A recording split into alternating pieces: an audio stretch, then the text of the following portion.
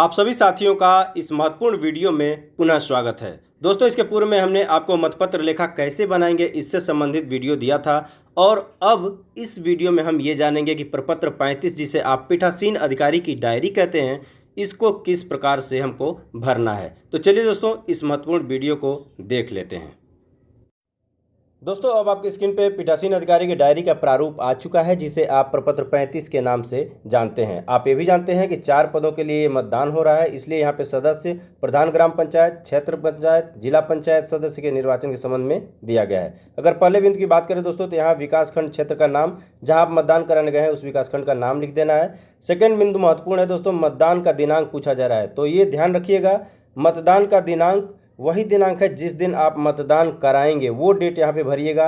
वो डेट बिल्कुल नहीं भरिएगा कि जिस दिन आप मतदान कराने जाते हैं। आप जानते हैं कि मतदान के दिनांक के एक दिन पूर्व आप मतदान स्थल पे पहुँचते हैं, तो ये ध्यान रखेंगे कि जिस दिन मतदान आप कराएंगे वही दिनांक यहाँ देना है।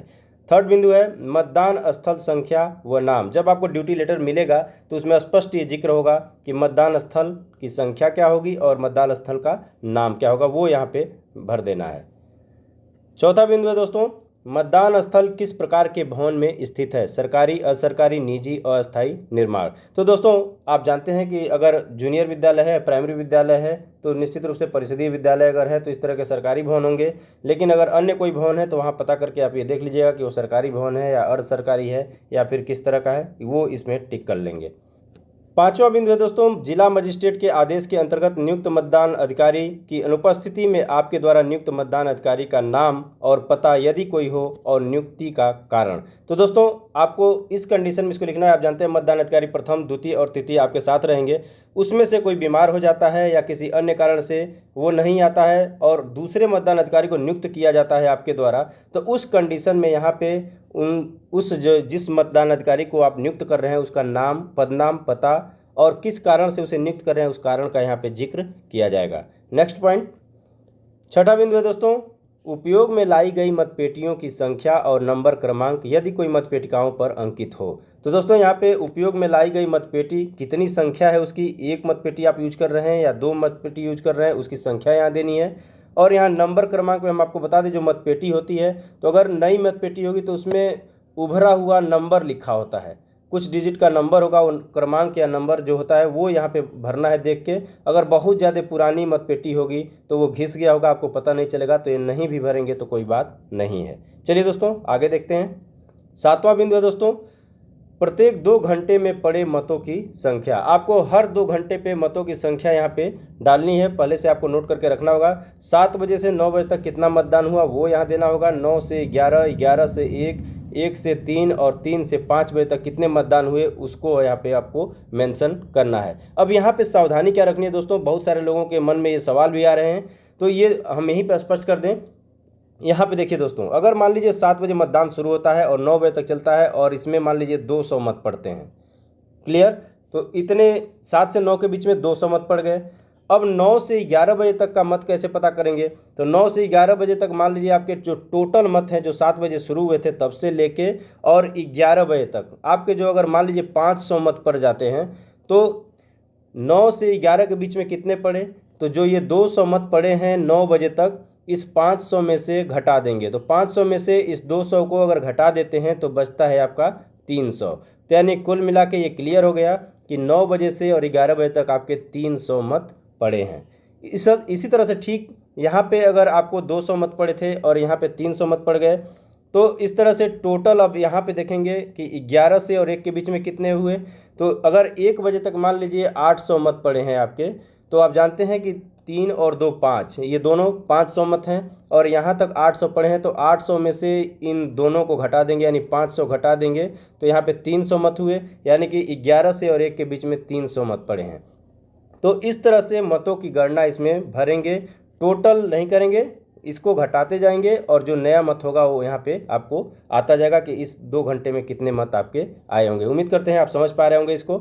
यहाँ पे एक और महत्वपूर्ण बात दोस्तों ये है कि जो 7 से 9, 9 से 11 यानी 2-2 घंटे का जो गैप दिया गया है, ये यहाँ पे नीचे दिया गया है कि मतदान के प्रारंभ और समापन कि नियत समय के आधार पर आवश्यक परिवर्तन किए जा सकते हैं। यानी कहने का मतलब ये है कि अगर मान लीजिए किसी कारणवश मतपेटी में कोई खराबी आ गई या फिर वहाँ पे कोई लोकल समस्या आ गई जिसके कारण आप 7 बजे मतदान प्रारंभ नहीं करा पाए, तो ऐसे में क्या करें। मान लीजिए आप 7:30 बजे मतदान प्रारंभ करा रहे हैं, तो कोई ज़रूरी नहीं है कि आप 7 से 9 का ब्यौरा भरें। अगर आपका मतदान 7:30 यानी 7:30 से हो रहा है तो आप 7:30 से 9:30 का बना लीजिए, फिर से 9:30 से 11:30 का बना लीजिए। इस तरह से भी आप ब्यौरा अपना भर सकते हैं। इसकी कोई अनिवार्यता नहीं है कि आप 7 से 9 का ही करें। ये तब है जब आप ससमय सारा काम कर लेते हैं। 8वां बिंदु है दोस्तों, मतदाता सूची में दर्ज मतदाताओं एवं मतदान करने वाले मतदाताओं का विवरण। यहाँ मतदाता का विवरण दिया गया है, पुरुष मतदाता, महिला मतदाता और उनका योग कितना है। दूसरे कॉलम में मतदाता सूची में दर्ज कुल मतदाता कितने हैं, कुल पुरुष कितने हैं, कुल महिला कितनी है और दोनों का योग कितना है। तो ये चीज़ तो दोस्तों आपको मतदाता सूची से ही मिल जाएगी और एक कागज़ पे भी लिखा हुआ पहले से आपको मिला होगा कि आपकी बूथ पे कितने पुरुष कितनी महिलाएं और टोटल संख्या कितनी है। इसके अलावा दोस्तों मतदाता जिन्होंने मतदान किया ये ब्यौरा आपके पास उपस्थित होगा। मतदान अधिकारी प्रथम को निश्चित रूप से निर्देशित कर दें कि आप हर हाल में पुरुष और महिला का अलग अलग करके रखें ताकि इससे यहाँ पे काम आ सके, यहाँ पे ब्यौरा जो है भरने के लिए वो आसान हो सके।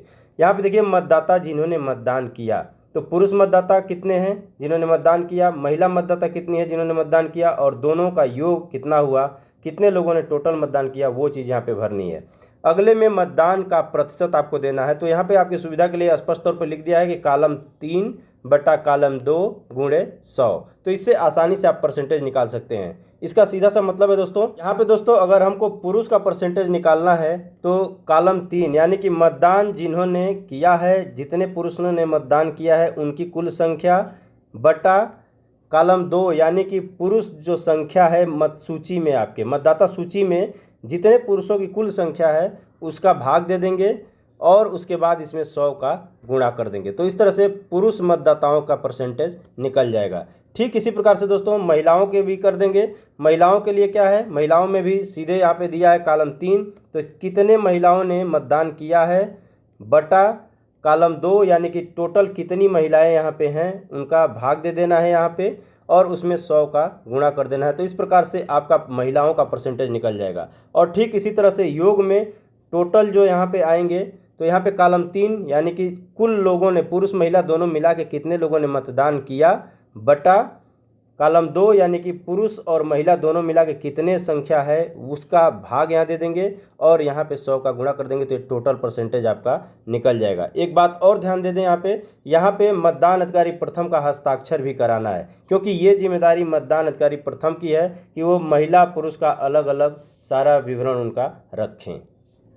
9वां बिंदु है दोस्तों, मतदान के दौरान प्रत्याशियों और उनके अभिकर्ताओं की मतदान स्थल पर उपस्थिति से संबंधित यहाँ विवरण भरा जाएगा। यहाँ पे क्रम संख्या है, यहाँ पद जिसके लिए निर्वाचन हो रहा है, तो आप जानते हैं 4 पदों के लिए हो रहा है, उन चारों पदों का नाम यहाँ नीचे मेंशन है। निर्वाचन लड़ रहे प्रत्याशियों की संख्या कितनी है वो इस कॉलम में देना है। उपस्थित प्रत्याशियों और उनके अभिकर्ताओं की संख्या, प्रत्याशी उनके निर्वाचन अभिकर्ताओं की संख्या यहाँ देनी है, मतदान अभिकर्ताओं की संख्या को यहाँ देनी है। तो आप नीचे देखेंगे तो स्पष्ट हो जाएगा। यहाँ देखिए ये चारों पद दिए गए हैं, सदस्य ग्राम पंचायत, प्रधान ग्राम पंचायत, क्षेत्र पंचायत सदस्य, जिला पंचायत सदस्य, और इनसे संबंधित विवरण जो है यहाँ पे इस कॉलम में, इनके सामने वाले कॉलम में भरने हैं। कितने प्रत्याशी सदस्य ग्राम पंचायत के लिए लड़ रहे हैं, ग्राम प्रधान के लिए कितने लड़ रहे हैं, क्षेत्र पंचायत के लिए कितने लड़ रहे हैं, जितने भी लड़ रहे हैं उनसे संबंधित ब्यौरा यहाँ भर देना है। उसके बाद दोस्तों यहाँ पे उनसे संबंधित जो निर्वाचन अभिकर्ता हैं उनकी संख्या भी यहाँ पे भरनी है और आगे मतदान अभिकर्ता कौन कौन से हैं किस पद के लिए वो चीज़ यहाँ पे भरनी है।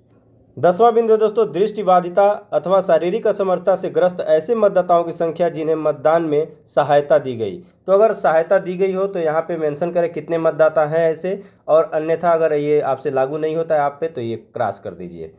11वां बिंदु है आपत्तिकृत अभ्याक्षेपित, जिसे चैलेंज मत आप कहते हैं, मतों की संख्या कितनी है। अगर कोई मत है तो यहाँ पे डिटेल दीजिए कि कितने मत हैं, अन्यथा इसे क्रॉस कर दीजिए। अगर कोई मत है तो यहाँ पे विवरण दीजिए कितने मत हैं ऐसे। और जब्त की गई धनराशि, आप जानते हैं 5 रुपये की सिक्योरिटी मनी जमा करके ही सुनवाई की जाती है चैलेंज मत की, तो अगर हो तो यहाँ दें, अन्यथा क्रॉस कर दें। 12वां है निविदत, जिसे टेंडर वोट आप बोलते हैं, मतों की कुल संख्या। अगर टेंडर वोट पड़ा है तो उसकी संख्या दे दें, अन्यथा इसे क्रॉस कर दें। 13वां बिंदु है, यदि मतदान स्थगित करना पड़ा हो तो ऐसे मतदान की अवधि विस्तृत विवरण अलग से संलग्न करें। अगर इस तरह की कोई कार्यवाही हुई है तो उसका विवरण अलग से संलग्न करना है, अन्यथा इसे क्रॉस कर दे। ईश्वर न करे कि इस तरह की स्थिति उत्पन्न हो।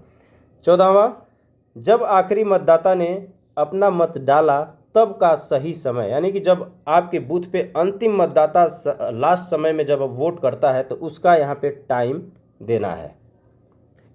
इसके नीचे दोस्तों यहाँ पे देखिए 15वां और लास्ट बिंदु है, अन्य महत्वपूर्ण घटना यदि कोई हुई हो। तो यहाँ पे पूरा विवरण देने के लिए बात करिए, अगर कोई घटना इस तरह की महत्वपूर्ण हुई हो तो यहाँ पे आप लिख सकते हैं, अन्यथा लास्ट में ये लिख दीजिए कि इस समय से मतदान आपने प्रारंभ कराया, दिन भर सुचारू रूप से शांतिपूर्वक मतदान आज संपन्न करा लिया गया। अपना नीचे की तरफ हस्ताक्षर यहाँ करेंगे आप, पीठासीन यहाँ स्थान का नाम लिखेंगे, यहाँ दिनांक लिखेंगे, यहाँ अपना हस्ताक्षर कर देंगे, अपना नाम लिखेंगे, पद का नाम लिखेंगे, मोबाइल नंबर अपना देंगे और इस तरह से आपके पीठासीन की डायरी फुलफिल हो जाएगी, पूरी तरह से भर दी जाएगी। तो दोस्तों उम्मीद करते हैं हमारे द्वारा बताई गई जानकारी आपको अच्छी लगी होगी। अगर अच्छी लगी तो लाइक कीजिएगा, चैनल पर नए हैं तो प्लीज़ मेरे चैनल को सब्सक्राइब कर लीजिएगा। मिलते हैं नेक्स्ट वीडियो में, तब तक के लिए नमस्कार।